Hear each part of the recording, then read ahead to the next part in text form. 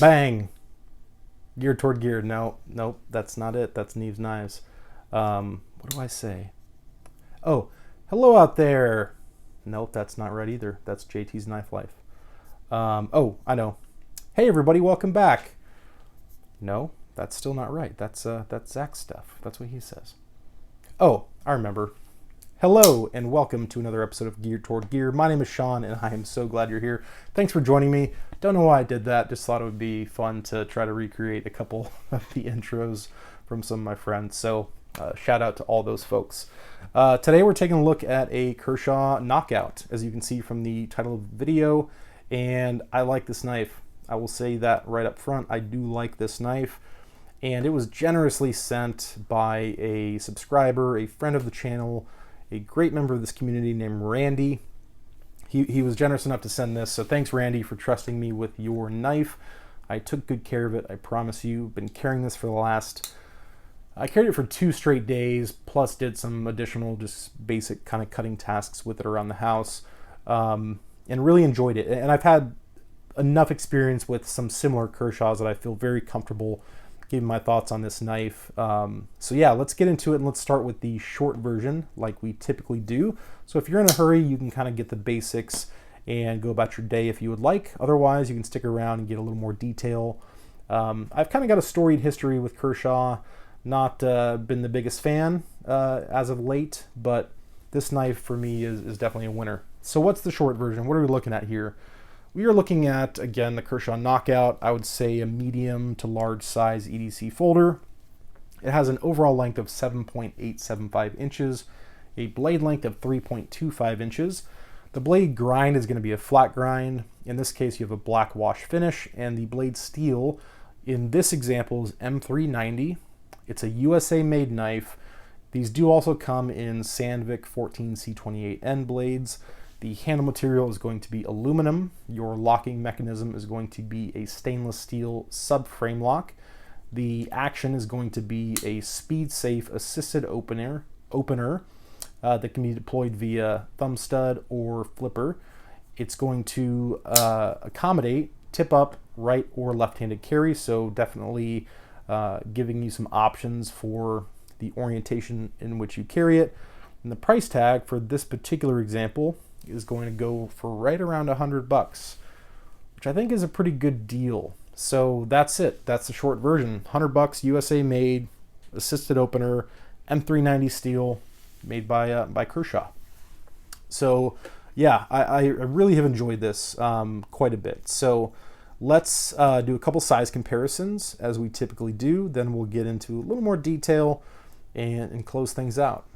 And yeah, so really have enjoyed this. Thanks again, Randy, for allowing me to borrow it. So let's compare it to a Kershaw Blur, like the only other assisted Kershaw that I currently own. And they're pretty similar in overall length. The Blur, I think, is just a bit longer, but not terribly dissimilar.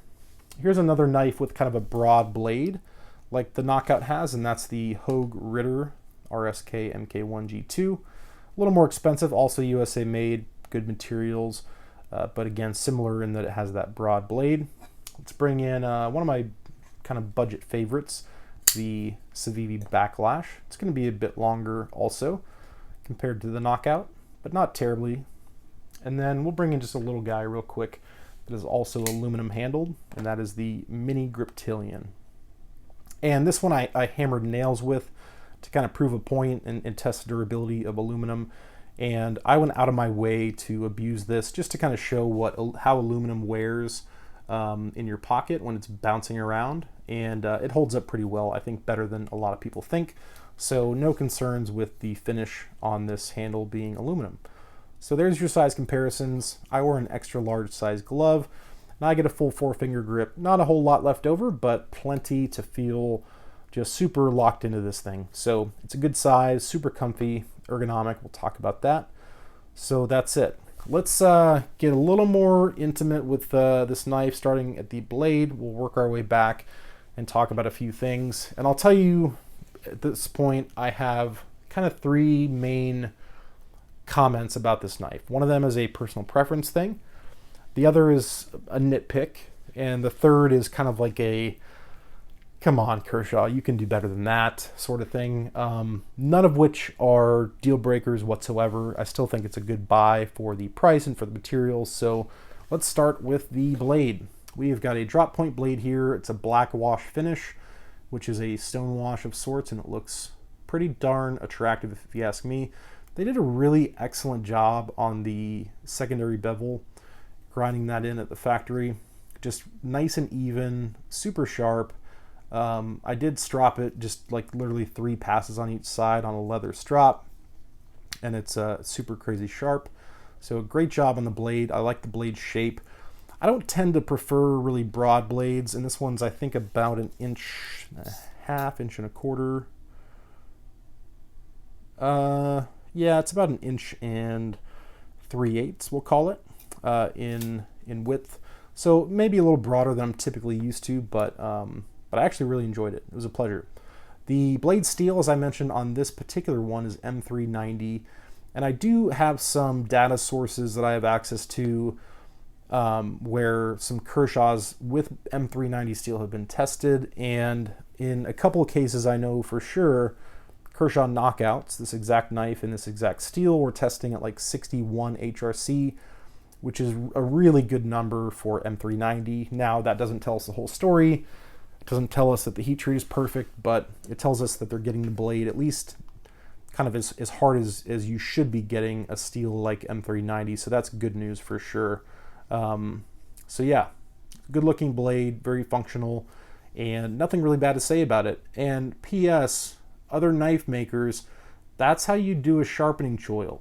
Holy crap, like thank you Kershaw for giving us a really nice sharpening choil with plenty of room where your cutting edge terminates and gives you just plenty of space to get your sharpening system in there. I appreciate that so much.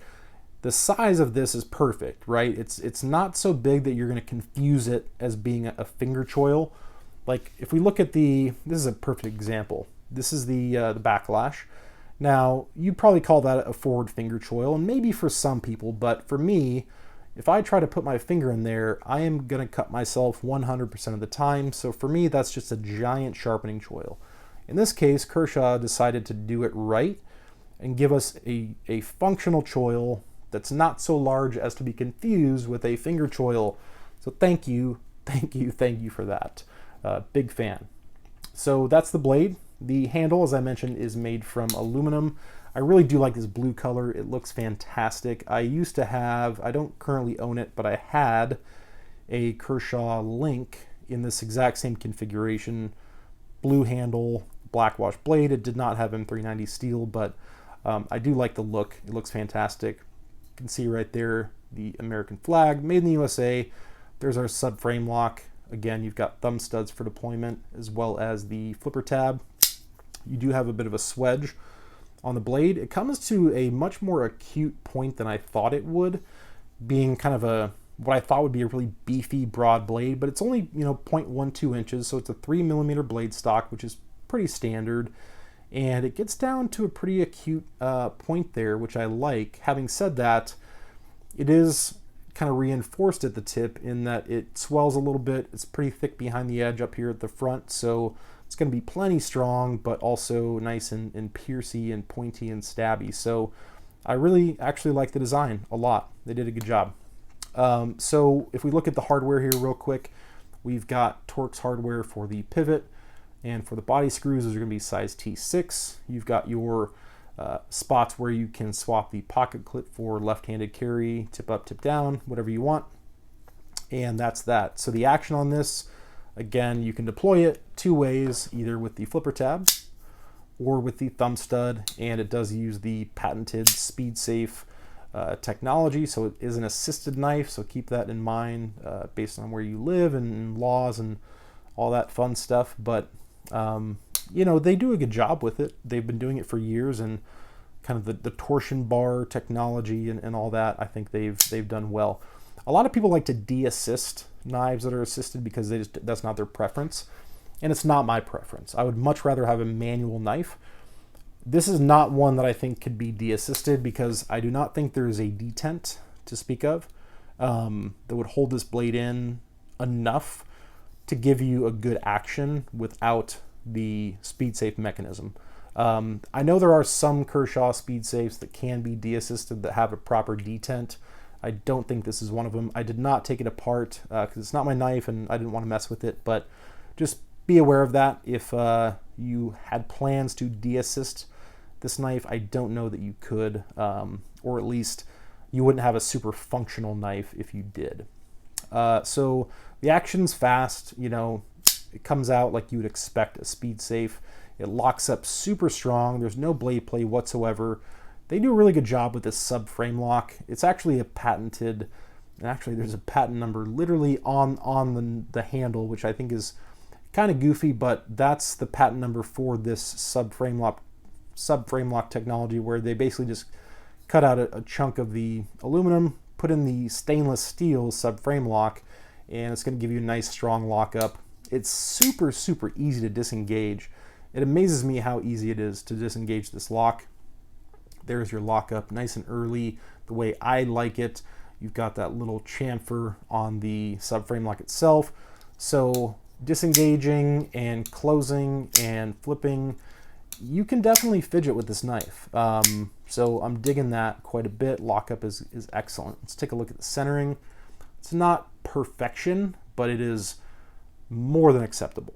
More than acceptable. You've got a little bit of a backspacer here, or I guess a lot of it. So yeah, and that is aluminum, black. And yeah, looks nice. There's your deep carry pocket clip. It's a loop over design. We'll talk a little more about that in just a second. So yeah, that's the knife in its basic construction. No major complaints, but let me give you my kind of preference thing, my little nitpick, and then my come on Kershaw. So my personal preference is I want everything to be a hollow grind. That's just my preference. So this is a flat grind. I would prefer it be a hollow grind. If you were to go to Blade HQ's website and look up this knife, they would tell you it's a hollow grind. It is not. It is a flat grind.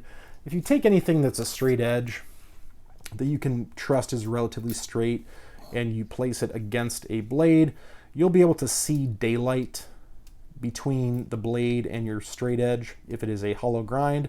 If it sits flush across the blade, it is a flat grind. So this is in fact a flat grind. So I'd prefer a hollow grind, but flat grind is not a deal breaker at all. Just a preference thing. My nitpick is that thumb stud should be black. Come on, man.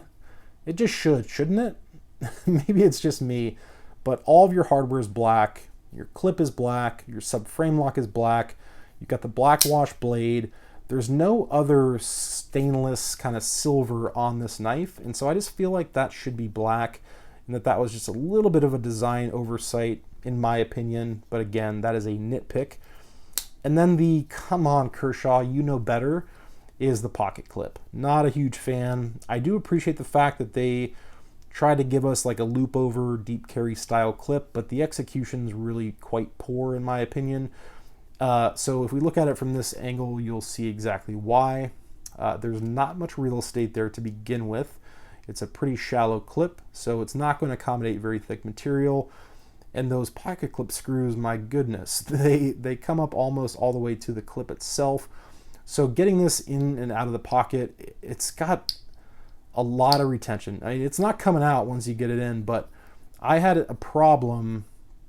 Like, it was challenging for me to get this thing to actually bury itself deep carry in like gym shorts. So in a pair of jeans or something thicker than that, I would have to change this. If I owned this knife, I would have to replace the pocket clip, which you can certainly do, right? So it's not a deal breaker. It's just something to be aware of. So not a huge fan of that. Otherwise, man, it's comfortable. All the edges are rounded over and smooth. There's no jimping or texturing really to speak of, but with this finger groove here and just the width of this knife, it just fills my hand entirely and it feels so damn secure. I just feel very confident with this knife that I could put this thing to work and have no issues whatsoever. I also appreciate how thin it is. How thin is it, you ask? It is 5 5/16, something like that. About 5/16 of an inch thick. So a very thin knife. Let's compare it to like a Backlash. It's notably thinner than a Backlash. Here's a mini Griptilian with aftermarket scales, notably thinner than that. Here's that Kershaw Blur,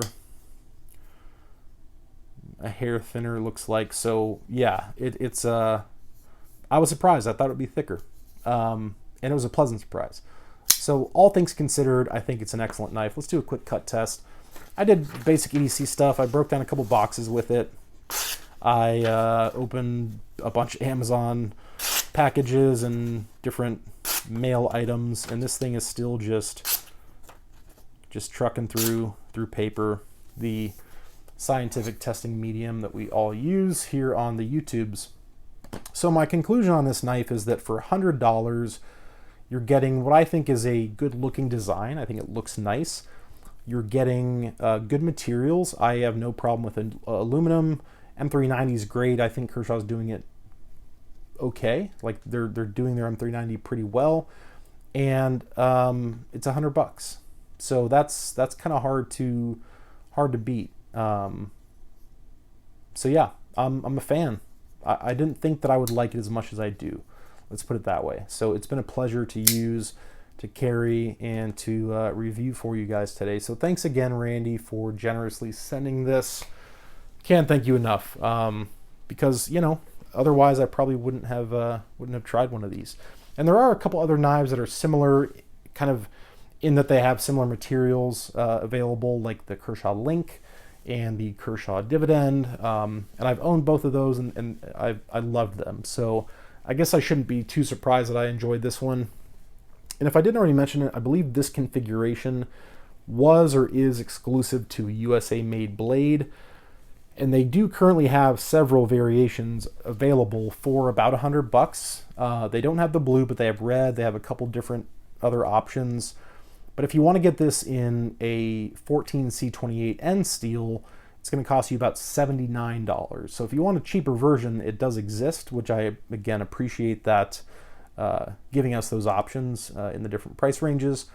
So for $80, you get 14C28N. For $20 more to go from 14C28 to M390, I think is $20 very well spent. But Sandvik is no slouch either, so I think you'd be good to go with either. So that's it. That is the Kershaw Knockout. Thank you guys all so much for watching. I really do appreciate it, and I'll talk to you soon.